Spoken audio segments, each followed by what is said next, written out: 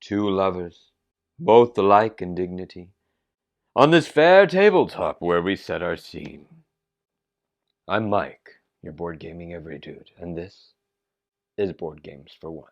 Today we are looking at Bonnie and Clyde, Love and Death, a solo, it's actually 1 to 2 player board game that I've got laid out in front of me here. And for a full, complete playthrough, please head over to the Board Game Nexus where I've got a full playthrough of the game just for you. I'll put a link in the description below. What are we doing today, though? Just final thoughts, quick review. Before we do that, here is an aperitif. Bonnie and Clyde, Love and Death is a 1 to 2 player game where you play as the famous desperados Bonnie Parker and Clyde Barrow. Behind the wheel of vintage cars, stay together through stick-ups and shootouts and escape the police, who are always on your tail. Don't worry, it's not as dangerous as it sounds. Or is it? The choice is yours, as Bonnie and Clyde, Love and Death comes with variable difficulty levels. We all know how the story ends for Bonnie and Clyde, but that doesn't mean they can't win, in their own way. To win, the love meter must be full and there must be at least 2 loot in the hideout. Then, the tragic lovers can stay for one last night together at the romantic farm. There are several ways to lose. If the love meter reaches 0, Bonnie and Clyde break up and the game ends. If either character dies from their wounds, the survivor is overcome with grief and the game is over. If you get into a shootout with no ammo, then you're stupid, and the game ends immediately. Bonnie and Clyde, Love and Death is made up of a series of turns, and lasts until a victory or defeat condition is met. Each turn represents 1 day, and starts with a pursuit. The police advance a given number of spaces. If they catch up to Bonnie and Clyde, a shootout occurs. As the game progresses, the police call in for help and become more difficult the more notorious you become.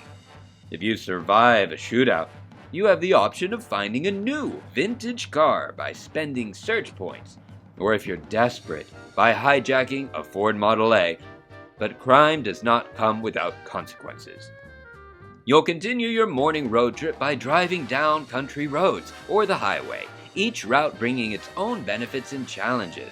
You need fuel to drive, so keep an eye on that gas tank and remember to fill up whenever possible. Follow the road from bottom to top, first resolving any mandatory events, then making optional stopovers when wanted. But be careful, making stops cost you time, and the police are hot on your tail. You can stop over at small villages, towns, and cities. At each location, Bonnie and Clyde can shop for goods like weapons, ammo, food, and fuel by spending money. If they're hard up for cash, they can perform a stick-up instead. But be careful, the shop owners may or may not fight back. At some point, you'll need to get loot from the bank. Be sure you stock up on that ammo and hope for an easy stick-up. Sometimes, bad things just happen, causing casualties. Bonnie and Clyde don't like to kill. If you're reckless, their love will suffer and the police will become increasingly relentless. Not to mention, you just killed somebody. Surprise, twists, and misfortune may come your way no matter what, forcing you to draw a memory card. Memory cards are always bad, congratulations, but you can reverse their effects to make lemonade out of lemons by spending 2 search points. Also, watch that driving. If you get in an accident, you might just lose your car and have to spend precious points to find a new one.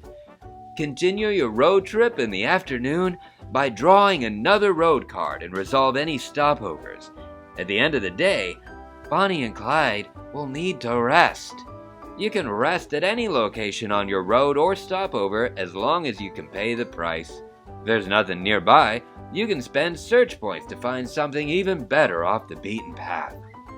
So keep your resources flowing, keep your love strong, and maybe, just maybe, you'll live to face justice another day.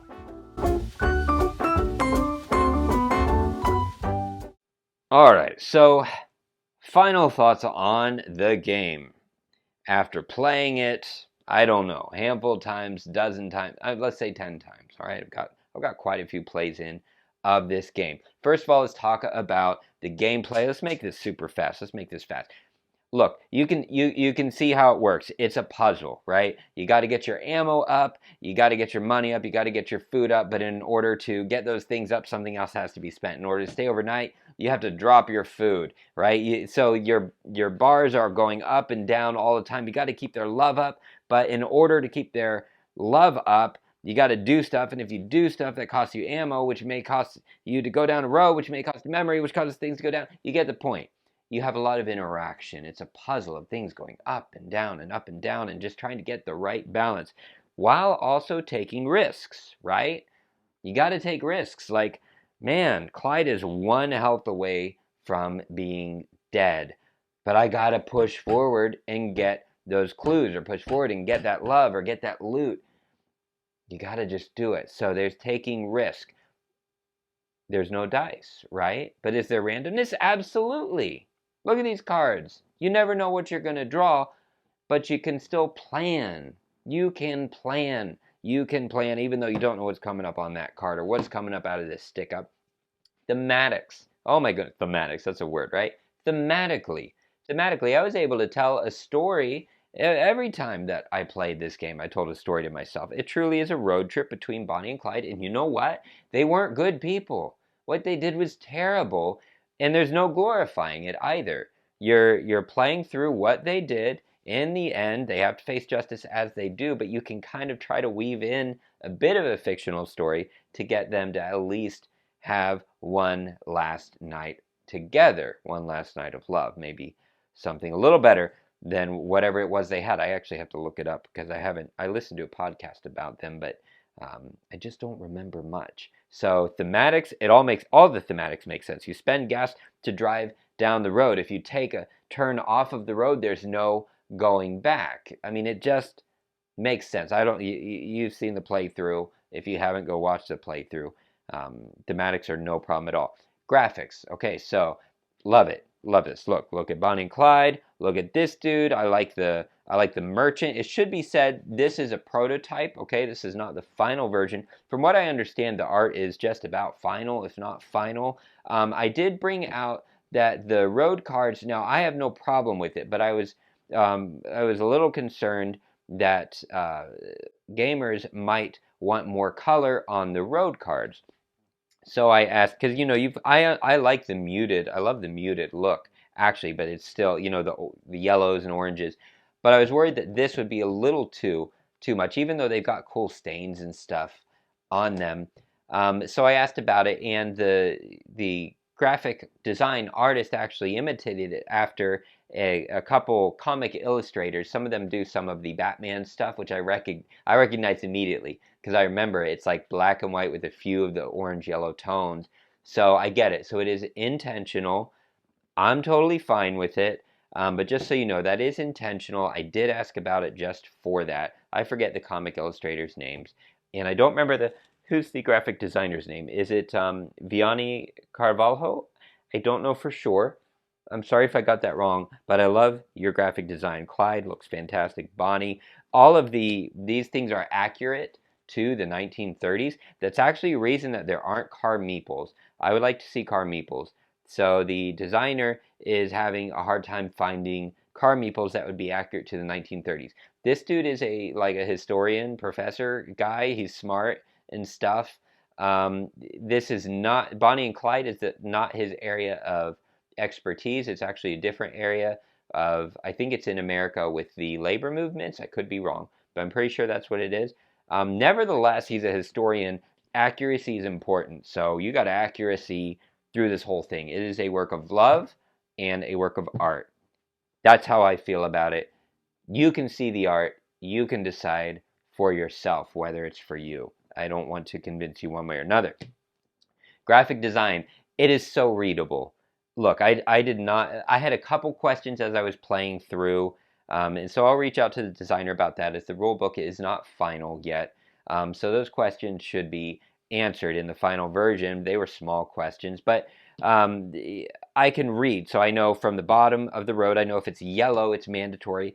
If it's white, it's optional. So I have to flip a memory card, or I have to gain a clue, or I gain time, or if I flip this over, all of the stuff, I can read it. I can read from the bottom to the top. I know I do this first, and then I can do optional stuff afterward. I love that. That makes me so happy in a game when I can lay it out and I can read it and just worry about playing the game. And then maybe the first 2 games, you're going to have a few questions that you'll consult the rules, but not much. So let's go to learning curve.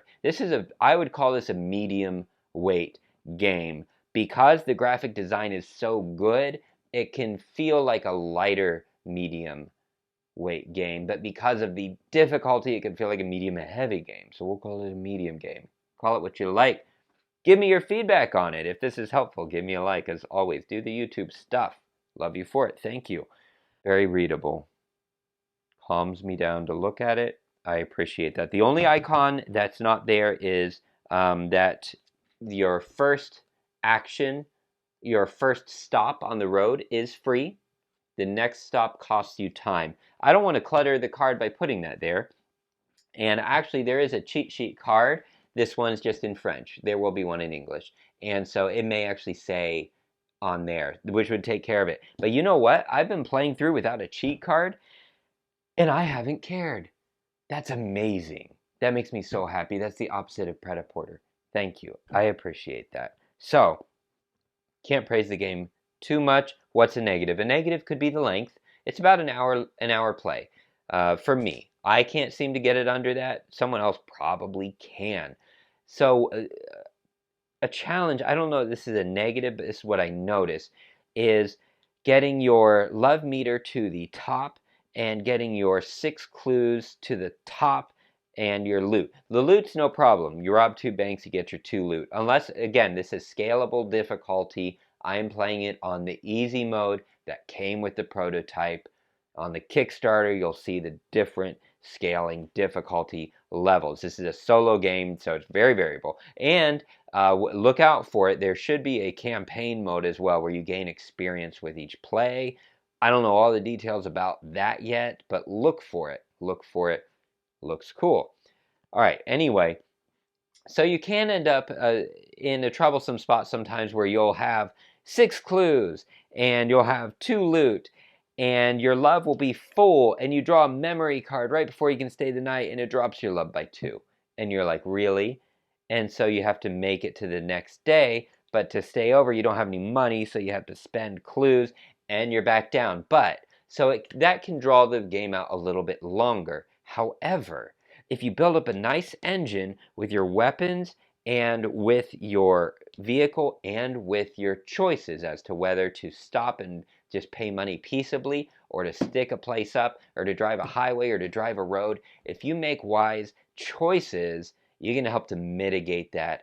And again, this is a game I feel like I'm just starting to really get the hang of after several plays in. So that's not because it's a big learning curve. I would say give yourself 2 to 3 plays. 2 plays really. 1 play is practice. 2 plays, you've got it. 3 plays, you're like, okay, I'm flowing. But it's a solo game. And that's what you do with solo games, right? We play them usually more than multiplayer, at least in my case.